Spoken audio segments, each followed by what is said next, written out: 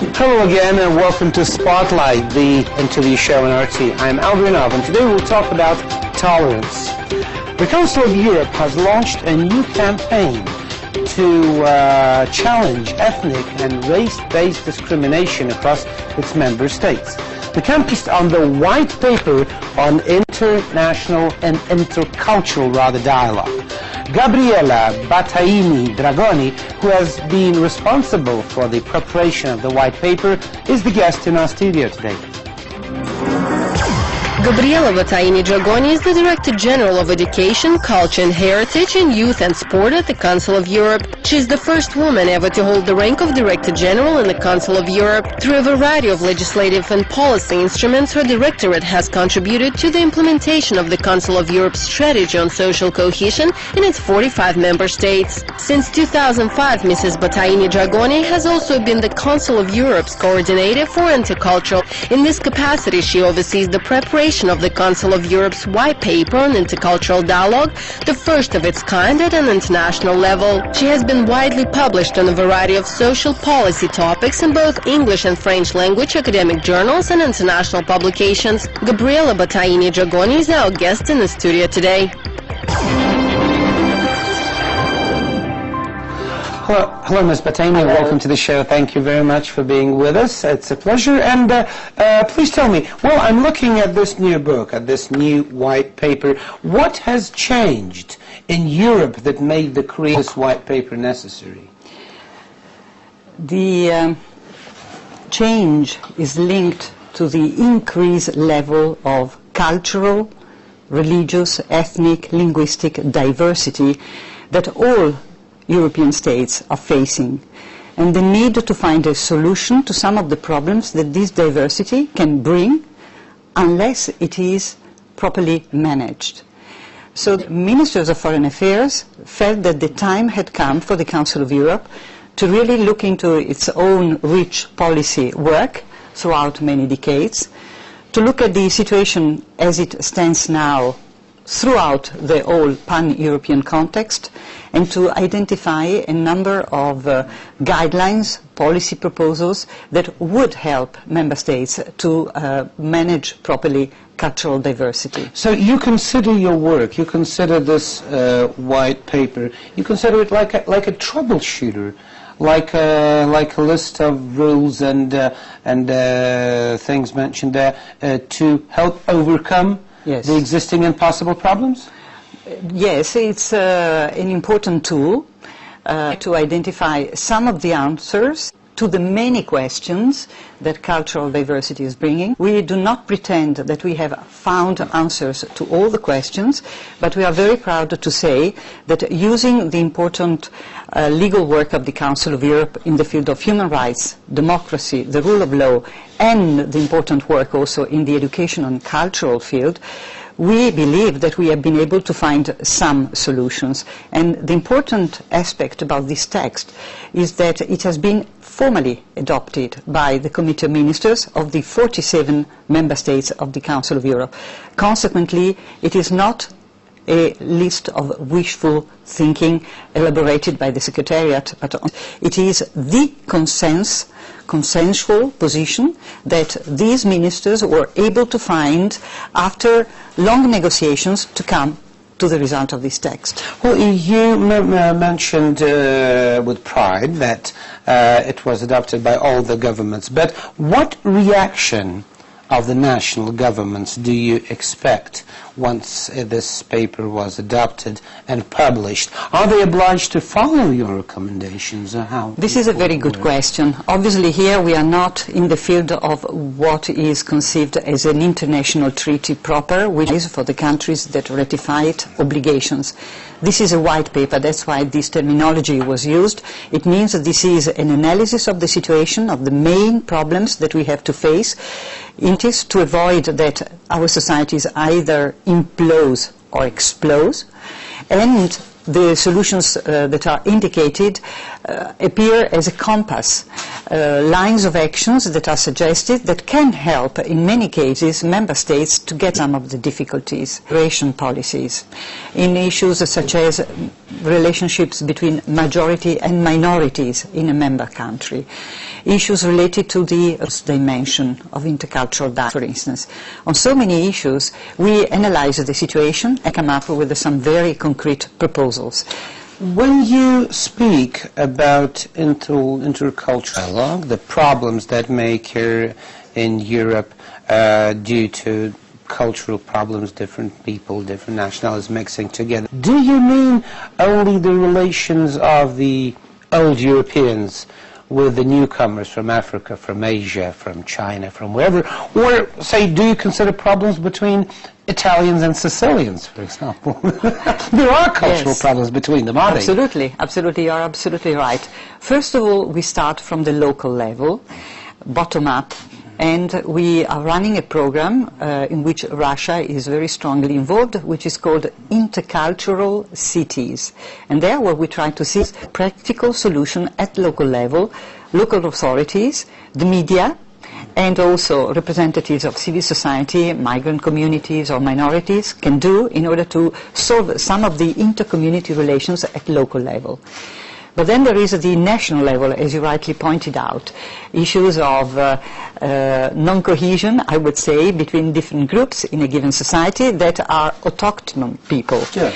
And then you have problems or opportunity, like cultural diversity to be seen as a problem. It is indeed an opportunity at the international level among European states, and also internationally between Europe and the neighboring countries, whether it is the Mediterranean, the Central Asian countries, and so on. So intercultural dialogue is an excellent key in itself because it enables you to work at the different levels in society with the objective of facilitating the living together as equals in dignity, which is in fact the title of the white paper. Okay, you are presenting Council of Europe bureaucracy and how it works, or is that publication really sort of a turning a certain page in the Council of Europe activities, determining the policies for the future? Yes. Well, first of all, the Council of Europe is not used to present all the work it does. It is not part of our, let's say, customs. But in this particular case, the subject was felt to be so topical, so important for all European member states. And the effort put by the member states themselves, who in fact, immediately after the adoption of the text, decided spontaneously to translate and print the text. This fact enabled us to travel from Italy to Spain to Portugal to Germany to obviously other countries such as Turkey and now Russia. Why Russia today? Because we are very proud to say, thanks to a good cooperation with the Ministry of Foreign Affairs, we now have the Russian translation of the text, and this will enable us to have a quite vast distribution of the text through the web and through the printed text throughout Russia. So I'm here, as a matter of fact, in order to have this privilege to present the Russian version after having been in other capitals, from Rome to Lisbon to Paris and so on, to present the other linguistic versions. But it is unusual that such an enthusiasm is expressed by member states, and for me this is a very important indicator that we really dealt with the subjects that everybody is interested in or concerned about, and we have come up with proposals which are very practical and concrete, and I believe so, because otherwise the member states wouldn't have translated You're talking about the enthusiasm of the member states, but was, according to what you said, the translation that the Ministry of Foreign Affairs did and then the presentations they're making, does it mean that Russia is also enthusiastic about having this paper and having it translated and trying to work together with you on applying the principles that are listed in the book? Yes, for one very precise reason, which I would like very briefly to illustrate. Russia, in the exercise leading to the white paper, has been, first of all, a very active partner. The tradition of languages, you have so many languages. I was told 186 languages prevailing in this country. You have so different religions, from Christianity or Orthodox religion in particular here, but also Jewish communities and Islam communities, etc. Yeah, including the Buddhists, whoever. Absolutely. Yeah. So monotheist, traditional religion and so on. The experience that you have also with the presence of many international nationalities. This morning I was presenting the white paper at the Russia Friendships University, People's Friendship University, with former Minister Filipov, and I was told that a very high percentage of the 8,000 students that are now present in the campus, most of them come from other countries. Yeah. So you are used to have... Well, this is especially universities, especially for people that come here to study. Yeah, it's called the Friendship University. A quite open society with many foreigners that come here either to work, to be tourists, to study, and so on. So for all these different reasons, the knowledge and experience accumulated by a country like Russia in these different areas was so important, and Russia contributed a lot to the results of this white paper. Says Gabriella Battaini-Dragoni. Spotlight will be back shortly, right after a break, so don't go, stay with us.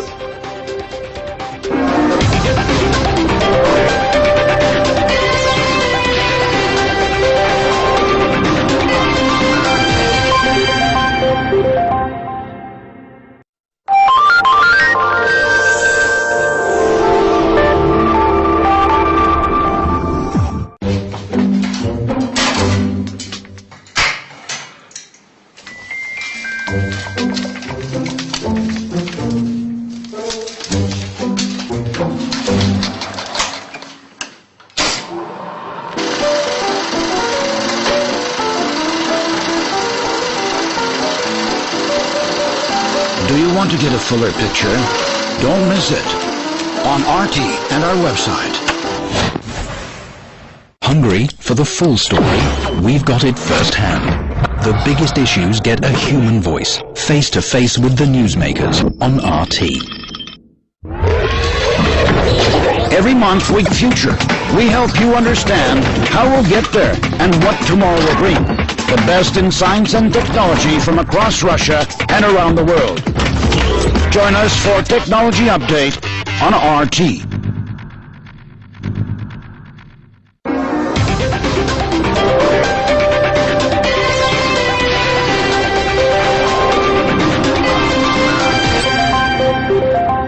Welcome back to Spotlight. I'm Albrinov, and just a reminder that our guest today is Gabriella Battaini-Dragoni, the Director General of Education, Culture and Heritage, and also Youth and Sports, and the Coordinator for Intercultural Dialogue of the Council of Europe. Gabriella, we were talking about the changes in Europe that are leading to certain problems and that are opening new possibilities, which were the reason for you to present this white paper, the new official Council of Europe document. Well, Europe certainly is becoming globalized, and it creates not only possibilities, but many conflict situations. For example, of divorcing parents who, when people meet each other and fall in love, they feel themselves as part of like a united Europe. But when they start divorcing, they suddenly realize that they are citizens of different countries. Well, is it a matter of concern for the Council of Europe, the situation with the legal rights of the husbands and wives and the children when they get divorced? Yeah. The Council of Europe is very well known here in Russia because of its work, as I said before, on human rights, democracy and the rule of law. So let's stay a moment on this third part, the rule of law. The organization is known because of the important number of conventions, which means international treaties, that put obligations on member states and that have been produced during the 60 years of its existence. In fact, we celebrate this year its 60th anniversary. The most important conventions up to today are something around 200 conventions.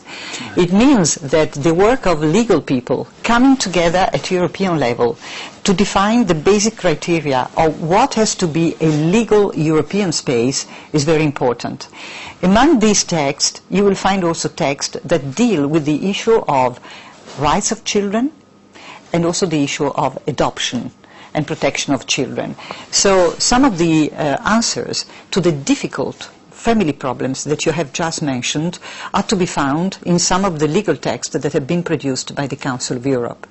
And these texts are to find the compass, if you enable me to use this metaphor, in order to find appropriate solutions for sometimes extremely complicated cases. One of the key questions when parents get a divorce and they are deciding in whose custody should the child remain, one of the key questions is who should have the priority?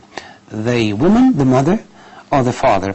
And whether anybody should have a priority. Well, I want to ask this question to you, not as a official, but just as a human being, as a woman. Do you think that somebody should have a priority, like mother should have a priority? What do you think? What's your feeling? Well, this is, in a way, a legal question, but it is also very much a cultural one in the terms of a society question. And here traditions are playing, obviously, a very important role.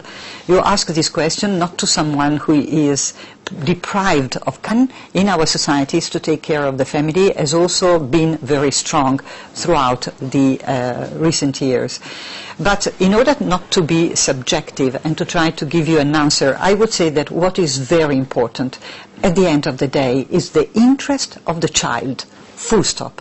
So it is very important for a judge or people who work in the social services taking care for the child and advising the judge to make in the complicated usually there's a key way out, and we know that judging from the stories that we read in the press and watch on television. As a matter of fact, Spotlight's Elena Demidova has a report on the recent bitter custody battles. The case of Natalia Zakharova was one of the earliest of its kind in Russia. After the Russian actress divorced her French husband, the judicial authorities in France separated Natalia from her daughter Maria. In 1998, the child was placed into an adoptive family, where she has stayed ever since.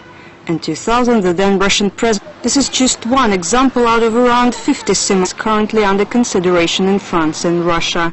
The most recent was that of a 3-year-old girl who had a Russian mother and French father. After her parents divorced, the child was abducted and taken across international borders 3 times. A Russian court gave custody to the girl's mother, while the French authorities took the father's side. It took the efforts of diplomats and lawyers on both sides to reach an amicable deal between the 2 parties. It's not all about Russian-French marriages. A Russo-Finnish boy was handed back to his father in Finland after a bitter battle in both countries to get custody of the child. And a Portuguese couple have had to hand their Russian girl back to her natural mother after a court overturned a decision to allow them to adopt the child. Well, we will not be commenting on the cases, and some of them are still in court, so we'll wait what the court decisions will be. But what I wanted to understand, what's the position of the Council of Europe? Is it more important, should it be more important, when a judge is making his decision, that the child will stay in the country that is considered more developed, in a place that's considered richer and more comfortable, yes? Or interests of the child may be something else, might be living in the culture that it was raised and so on and so forth. What would you say? Well, I think that the judge always looks, as I said before, to the basic principle of the interest of the child. And we know very well how important it is to have environment around you in order to enable, to facilitate the process of becoming little by little grown up and adult. So I think that the issue is not so much linked to the well-being in material terms. I think it's more than that, and what the judge will look for is the seriousness and the ability by the parent that he will finally to really take care of the child, knowing that we as an organization, we insist very much on the issue of rights of children, because very often there is so much attention given to the rights of adults and not enough to the rights of children. So this is the way in which a judge would normally react, to take indeed into consideration the necessary processes of growth, which imply loving environment, security as far as possible, but not necessarily and exclusively a material level of well-being in one given country, which would make such an important difference. I hope the judges all thought and like you think. That would be great, really. Okay, thank you for this frank answer. Let's get back to the white paper, to this book that you are presenting in Moscow. Well, the appearance of this white paper, Ali claims that the model of multiculturalism has become outdated. Yes. Is it true? And if it is, why? Well, it is not us, Secretariat of the Council of Europe, that say this.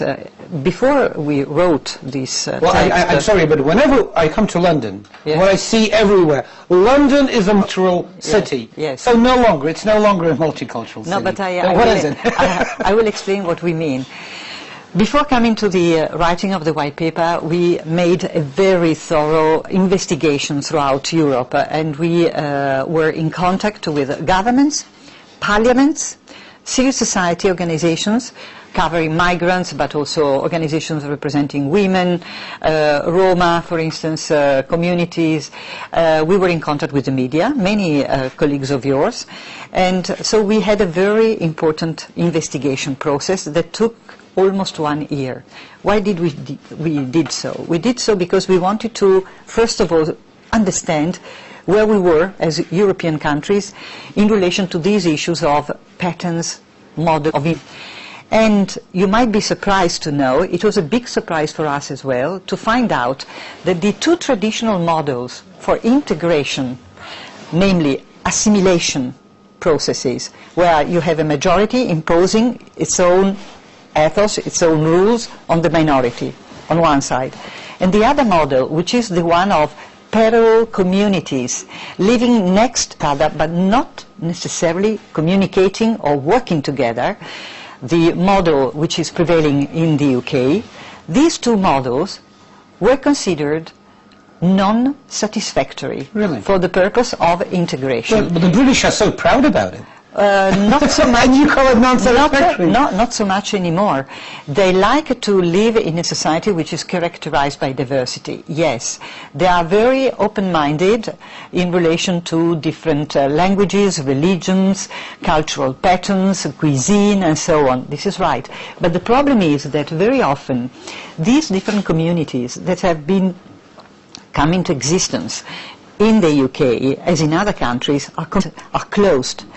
People live among themselves, all identical, I would say, within the community, and because of these closed communities, stereotyping, misperceptions can come up very quickly, and lack of trust between different communities also happen to take place. The result of it is that now the UK are strongly working on inter-community relations. Okay, so now we're moving from multiculturalism to cultural dialogue. To intercultural dialogue. Thank you. We hope that it will work. Thank you very much for being with us. And just a reminder that my guest today was Gabriella Battaini-Dragoni, Director General of Education, Culture, Heritage, Youth and Sport, and Coordinator for Intercultural Dialogue of the Council of Europe. That's it for now from all of us here. We'll be back tomorrow with more. Until then, stay on RT and take care.